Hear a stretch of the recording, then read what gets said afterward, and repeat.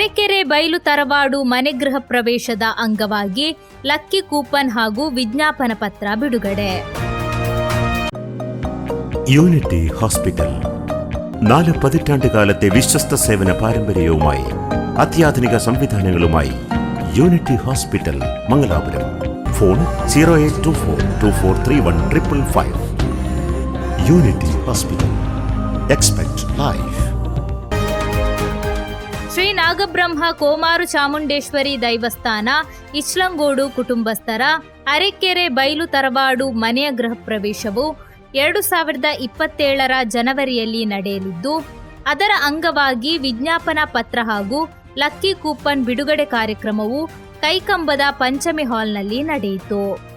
ಜೀರ್ಣೋದ್ಧಾರ ಸಮಿತಿಯ ಅಧ್ಯಕ್ಷ ವಿಶ್ವನಾಥ ಕುಬನೂರು ಅವರ ಅಧ್ಯಕ್ಷತೆಯಲ್ಲಿ ನಡೆದ ಕಾರ್ಯಕ್ರಮವನ್ನು 18 ದೈವಸ್ಥಾನಗಳ ದೈವದ ಪಾತ್ರಿಗಳ ಹಾಗೂ ಕಾರ್ನವರ ಒಕ್ಕೂಟದ ಅಧ್ಯಕ್ಷ ಗಣೇಶ್ ಮಂಗಳೂರು ಉದ್ಘಾಟಿಸಿದರು.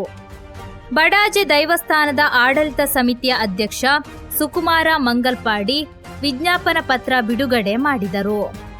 ಸಾಮಾಜಿಕ ಹಾಗೂ ಧಾರ್ಮಿಕ ಯುವ ಮುಖಂಡ ಮಂಜು ಕಾರ್ಲೆ ಲಕ್ಕಿ ಕೂಪನ್ ಬಿಡುಗಡೆಗೊಳಿಸಿದರು.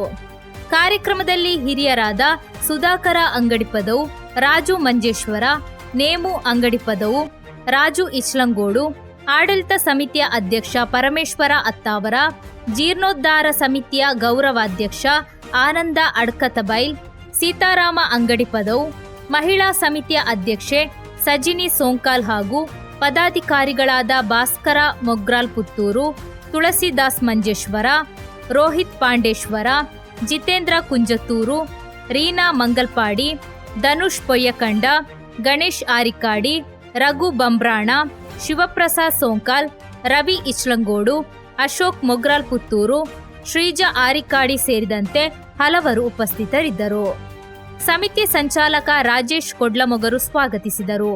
ಪ್ರಧಾನ ಕಾರ್ಯದರ್ಶಿ ಅಶೋಕ್ ಕೊಡ್ಲಮೊಗರು ಕಾರ್ಯಕ್ರಮ ನಿರೂಪಿಸಿ ವಂದಿಸಿದರು.